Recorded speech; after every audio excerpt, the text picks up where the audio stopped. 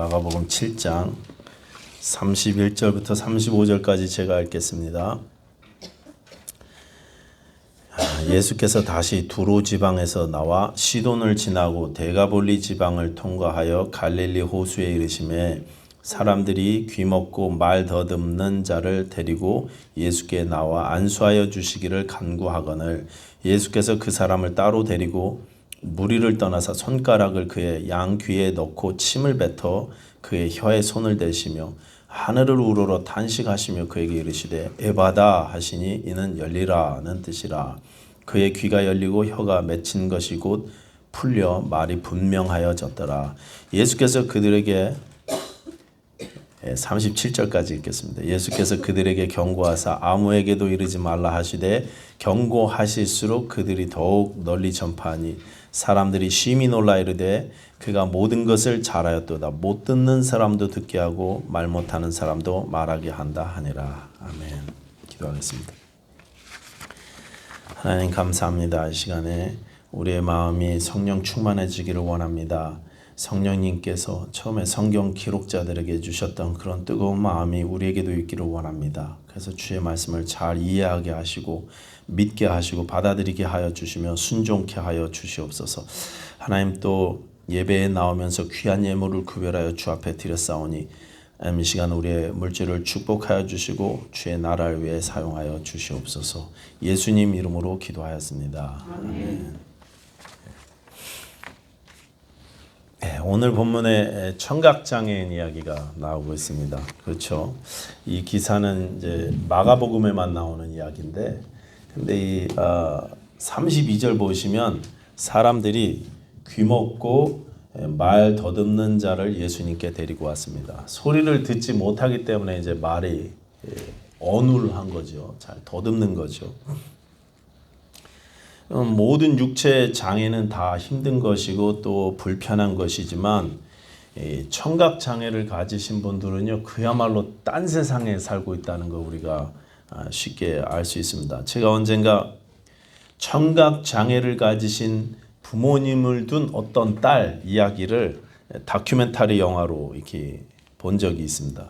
그 부모님들은요 그 딸과 완전히 다른 세상에서 살고 있었어요. 그 딸이 부모님을 세상과 연결시켜주는 그런 고리 역할을 했었습니다. 그 부모님이 딸에게 이렇게 묻습니다. 딸아, 저 태양도 햇빛도 소리가 나냐? 그렇게 물어보는 거예요. 수화로. 이 꽃이 향기가 굉장히 좋은데 이 꽃도 이야기를 하냐? 이렇게 물어보는 거예요. 꽃에서도 소리가 나냐? 마지막에 그 딸이 이런 식으로 말하면서 그 영화가 끝납니다. 엄마 아빠 이 다음에 천국에 가서는 듣고 싶은 소리, 듣고 싶은 음악, 듣고 싶은 딸의 목소리 원 없이 들으시면서 사실 수 있었으면 좋겠어요. 아멘이죠. 분명히 청각장애는요 안타깝고 힘든 장애인 것입니다. 완전히 딴 세상 사는 것 같아요. 육체적으로도 안타까운 것이 크지만 영적인 문제는요 더 심각합니다. 그분들은 말씀을 들을 수 있는 찬스조차 없기 때문에 복음을 글로 전하든가 아니면 수화로 이 몸 언어로 전해야 하는데 다른 사람들보다 이 기회가 많이 제한되어져 있다는 것입니다. 제가 잠깐 이 기회에 오늘 본문과 관련해서 우리 교단의 선교 정책에 대해서 여러분에게 잠깐 소개해 드리겠습니다. 우리 남침내교회는 선교와 전도 중심으로 조직되어져 있습니다. 그래서 교단에 우리가 매달 이제 협동 선교비를 보내지 않습니까? 그럼 그 헌금의 대부분이 전도와 선교를 위해서 사용되고 있어요. 직접 사용합니다. 교단에 6개 기관이 있는데 그 중에 가장 큰 기관이 해외 선교부예요. IMB. 그 다음에가 NAMB라고 국내 선교부입니다. 이 두 기관이 헌금을 거의 다 써요. 그래서 해외 선교부는 해외에 전도하고 교회 개척하는 일을 합니다. 국내 선교부는 미국과 캐나다에 또 멕시코에 교회를 세우고 또 전도하는 일을 감당하고 있습니다. 그 해외 선교부에서는 전 세계를 9개의 연관된 지역 그룹으로 나누었습니다. 이것을 이제 어피니티 그룹이라고 하는데 이 9개 그룹을 쫙 나누고 그리고 각 그룹에 맞는 특성에 맞게 선교 전략을 세워서 접근하고 있습니다. 그 9개 그룹은 유럽 사람들, 또 북아프리카 중동 사람들, 남부 사하라 사막 사람들, 중앙아시아, 남아시아, 동아시아, 동남아시아, 그리고 중남미. 8개 말했잖아요. 모두 다 이게 문화나 역사, 언어, 지리적으로 밀접하게 관련되어져 있는 사람들을 그룹으로 나눈 것인데 마지막 한 그룹은 지역하고는 상관없이 나누어져 있습니다. 그게 뭐냐면 deaf people이요. 청각 장애인 그룹들. 듣지 못하는 분들을 대상으로 하는 선교 전략을 세운 것입니다. 이분들은 일반적인 방법으로는 선교사님들이 전하는 복음을 들을 수가 없어요. 그렇기 때문에 특별히 다른 방법, 특별한 방법으로 접근을 하고 있는 것입니다. 조사된 바에 의하면 전 세계에서 매일 평균 1,534명의 청각 장애인들이 복음을 한 번도 접해보지 못하고 세상을 떠나고 있습니다. 이분들은 또한 교육의 기회도 많이 제한되어져 있어요. 일부 선진국들이야 뭐 이 청각 장애인들을 위한 특수 교육이 잘 발달돼 있고 학교도 잘 마련되어져 있지만 대부분의 나라에서 그냥 이분들을 돌볼 수 있는 여력 없이 그냥 방치하고 있는 거예요. 아니 장애 없는 분들도 교육하기 힘든데, 그렇죠? 교육을 못 받아서 글을 모르니 복음을 접할 수 있는 기회가 더더욱 제한되고 있는 것입니다. 이분들에게 복음을 전할 수 있는 방법은 수화로 이제 사인 랭귀지를 통해서 전할 수 있는 방법이 유일한데 전 세계에 200개가 넘는 사인 랭귀지가 있습니다. 현재 전 세계 7,200만 명이 넘는 청각 장애인들이 자기들의 사인 랭귀지로 이렇게 의사소통을 하고 있는데 그분들 대부분이 자기들의 사인 랭귀지로 예수의 예자도 들어보지 못하고 살고 있어요. 7,200만 명이 현재. 그래서 이분들을 특별 그룹으로 나눠서 집중해서 복음을 전하고 있는 것입니다. 오늘 본문에 나오는 이분도 예수님의 말씀을 듣지 못합니다. 예수님이 전하는 복음을 듣지 못했을 가능성이 높습니다. 그래서 어떻게 합니까? 본인이 예수님 앞으로 직접 나오지 못하고 다른 사람이 데리고 나왔어요. 다른 사람들이 이분을 예수님께로 모시고 온 것입니다. 32절 다시 보시기 바랍니다. 32절 사람들이 귀먹고 말 더듬는 자를 데리고 예수께 나와 안수하여 주시기를 간구하거늘 사람들이 데리고 나와 그랬습니다. 사람들이 데리고 나왔어요. 소경 바디메오는요 앞을 못 보지만 예수님께서 여리고성을 들어 지나가신다는 얘기를 듣고 거기서 다윗의 자손이여 나를 불쌍히 여기소서 하면서 막 소리 질렀습니다. 사람들이 너 조용하라고 막 그랬는데 근데 들리니까 예수님이 지나가신다는 소문을 들었으니까 막 외쳤어요. 그때 예수님께서 데리고 오라 그래서 고쳐주시지 않습니까? 불쌍히 여겨달라고 말씀드릴 수 있었던 것은 메시지를 들었기 때문에 그렇습니다. 근데 오늘 본문의 이분은 예수님에 대해서 들은 적이 없기 때문에 복음을 접해본 적이 없기 때문에 혼자 나오지 못합니다. 사람들이 데리고 나올 수밖에 없었다는 것입니다. 여러분 인생에 말씀을 들어야 소망이 생기는데 듣지 못하니까 절망적인 거예요. 말씀을 들을 수가 없으니 예수님의 치유 방법도 다른 사람과는 달라야 되는 거예요. 이분은. 지난번 본문에서는 수르보니게 여인의 딸을 말씀으로 그야말로 멀리서 원격으로 치료하셨지 않습니까? 말씀만으로. 그런데 오늘 본문의 청각장애는 예수님께서 특별한 방법을 사용하셨습니다. 33절 보시기 바랍니다. 33절 다 같이 시작. 예수께서 그 사람을 따로 데리시고 무리를 떠나사 손가락을 그의 양 귀에 넣고 침을 뱉어 그의 혀에 손을 대시며 무슨 퍼포먼스 하시는 것 같아요. 그렇죠? 손가락을 양 귀에 넣으셨고 그 다음에 침을 어디다 뱉었는지 정확하지 않지만 침을 뱉어서 아마 손바닥에 뱉으신 것 같아요. 당신의 손에 뱉으셔서 그분의 혀에다 대셨습니다. 그리고 에바다 이렇게 이야기하셨죠. 요즘 시각으로 이거를 우리가 보게 되면 좀 비위생적인 것 같기도 하고 좀 이상해 보입니다. 근데 이 예수님의 모습을 당시 사람들 입장에서 보면 굉장히 따뜻하게 느꼈을 것입니다. 당시에는 약도 없고 병원도 없었던 때 근동지방 사람들이 사람의 침에 약효가 있다고 그렇게 믿었대요. 그러니 예수님의 이런 모습을 보면서 당사자가 지금 느끼는 감정은 소리는 듣지 못하지만 이분이 뭔가를 나를 위해서 지금 하고 있구나 이렇게 느끼는 것입니다. 예수님의 이런 모습을 보면서 그 당사자가 느꼈을 따뜻함은 지금 우리가 생각하는 그런 느낌과는 많이 달랐을 것이 분명합니다. 특별히 오늘 본문에 이 사람은 말씀을 들을 수가 없었어요. 예수님의 음성을 들을 수가 없었습니다. 예수님의 메시지를 느낄 수가 있는, 반응할 수 있는 기회조차 없었다는 것입니다. 그래서 예수님께서 이렇게 몸으로 느낄 수 있도록 또 눈으로 볼 수 있도록 해주셨던 것입니다. 여러분, 당시에 예수님께서 많은 병자들을 고치셨잖아요. 성경에 많은 병들이 나오는데 대표적인 병들이 있습니다. 이 병들은 그냥 기록된 게 아니죠. 우리 인간들의 삶이 어떤지, 우리의 실존이 어떤지를 나타내시기 위해서 예수님께서 또 성경에 이 병들이 기록된 것입니다. 예를 들어서 문둥병은요, 문둥병처럼 전염되는 이 죄의 권세를 이야기하기 위해서 표현됐어요. 중풍병은 어떻습니까? 걸리면은 쓰러져서 꼼짝달싹 못합니다. 온몸이 마비돼서. 그렇죠? 스스로 아무것도 할 수 없습니다. 스스로는 아무것도 할 수 없는 인간의 연약한 모습을 나타낼 때 중풍병을 이야기합니다. 또 소경은 어떻습니까? 영적으로 눈이 가려져서 아무것도 보지 못하는 영안이 닫혀버린 이 세상의 사람들을 나타낼 때 소경 같다 이렇게 이야기하는 거예요. 오늘 본문에 나오는 이 불쌍한 귀먹고 말 더듬는 사람도 마찬가지입니다. 듣지 못하니까 말도 제대로 못하는 이 모습도 우리의 영적인 상태를 나타내는 그런 표현이라는 것입니다. 영적으로 말씀을 듣지도 못하고 듣지 못했으니 전하지도 못하는 죄에 눌린 인간의 모습을 상징하는 모습이라는 것입니다. 귀가 먹다 보니까 말씀을 들을 수가 없죠.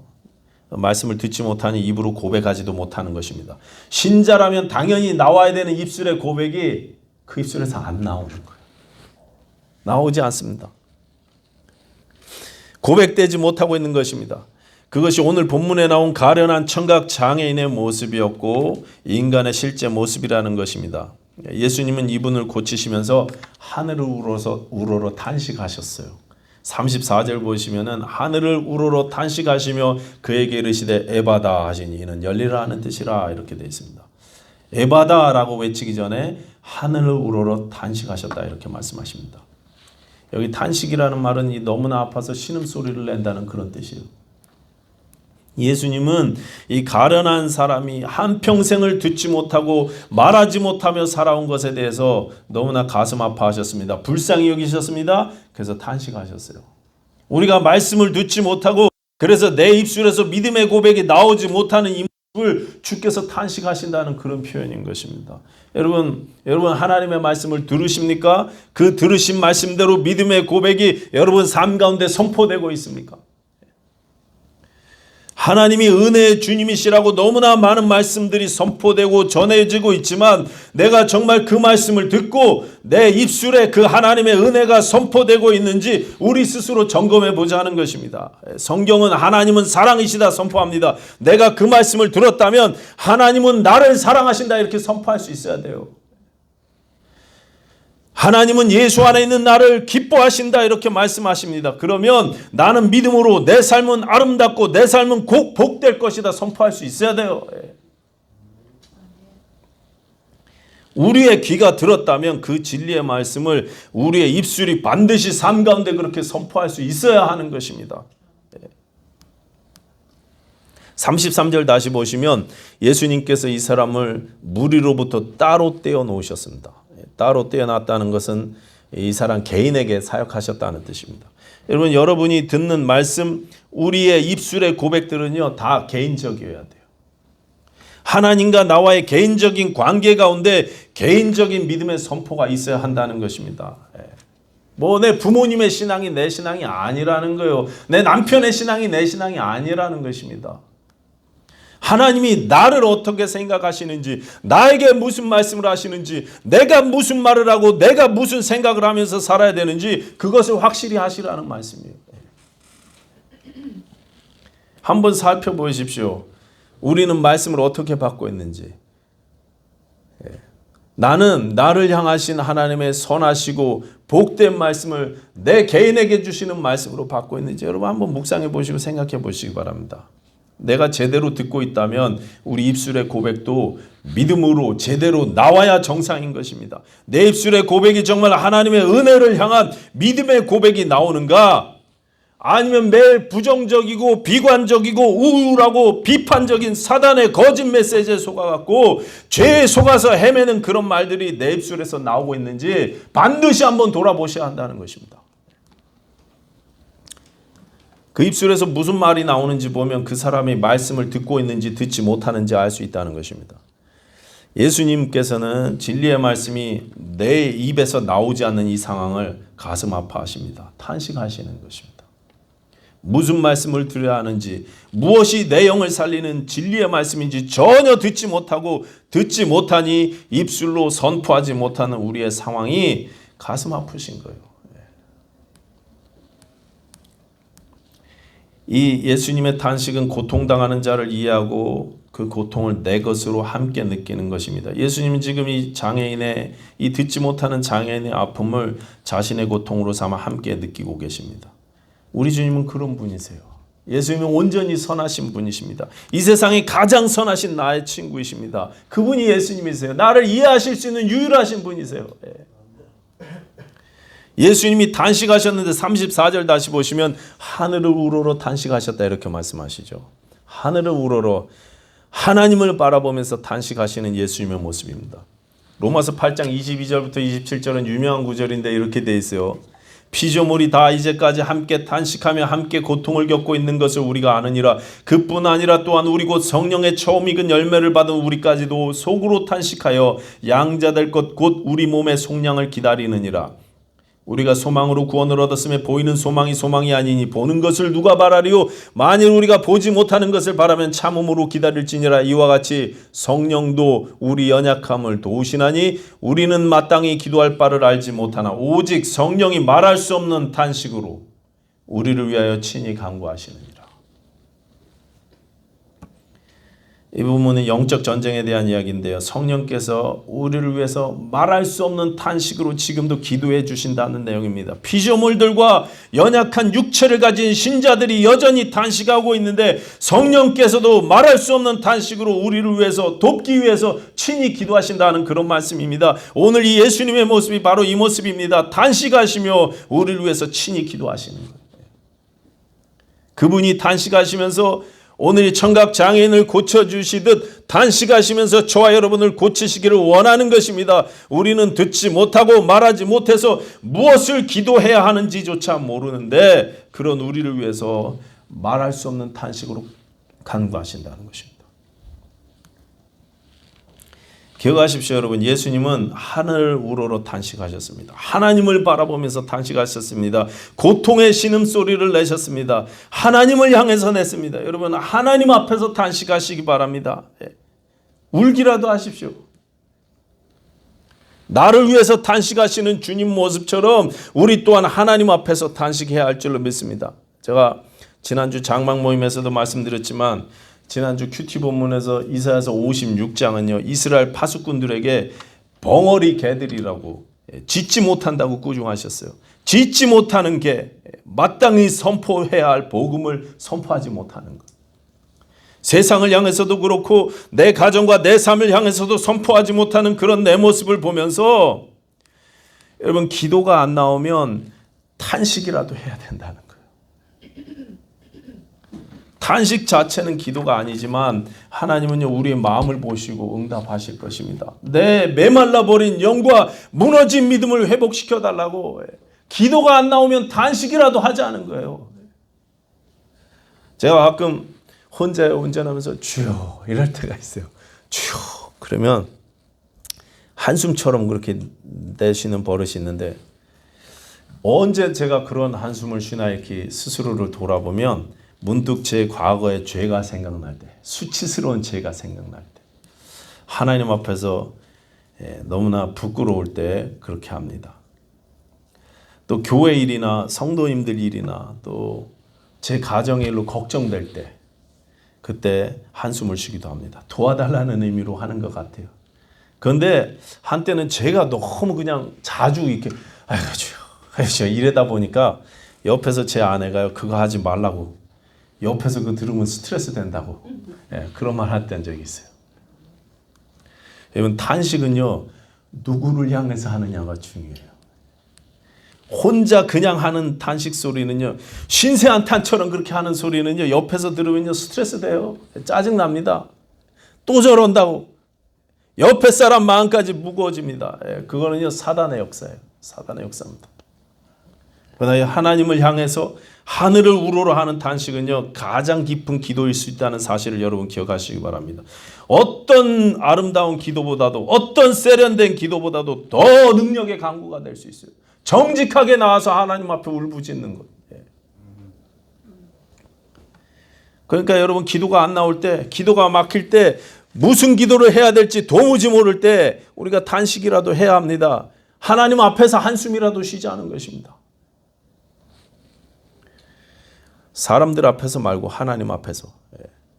사람 앞에서 하면 짜증난다니까요. 짜증나요. 그건 사탄의 역사입니다.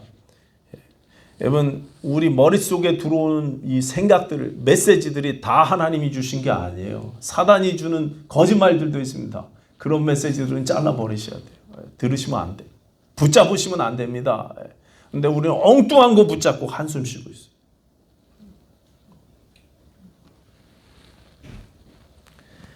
보통 믿음의 사람들이 말하기를 하나님 앞에서 눈물을 쏟으면 사람 앞에서 눈물 쏟을 일이 없게 될 것이다, 이렇게 말해요. 하나님 앞에서 울면 사람 앞에서 울 일이 없다, 이렇게 말씀하시는 것입니다. 여러분, 하나님 앞에서 눈물 흘리시게 되기를 바랍니다. 때로 우리는 약한 모습 보이기를 싫어하죠. 약하게 여겨지는 걸 싫어합니다. 눈물 보이기도 싫어하고 또 힘들어하는 모습 보이기 싫어합니다. 그러나 하나님 앞에서는요, 있는 모습 그대로 나아가야 돼요. 내 약한 모습, 부족한 모습 그대로 나아가야 하는 것입니다. 하나님의 권능은 약한 데서 강해집니다. 내가 약할 때 하나님은 강하십니다. 이게 은혜입니다. 내가 약할수록 내 안에 주 예수께서 강하신 줄로 믿습니다. 보통 우리는 기도의 제목이 중요하다고 이야기해요. 그렇죠? 마태복음 6장 33절 보시면 너희는 먼저 그의 나라와 그의 의를 구하라. 예수님께서 이렇게 말씀하신 대로 우리는 먼저 그의 나라와 그의 의를 구해야 한다고 배웠습니다.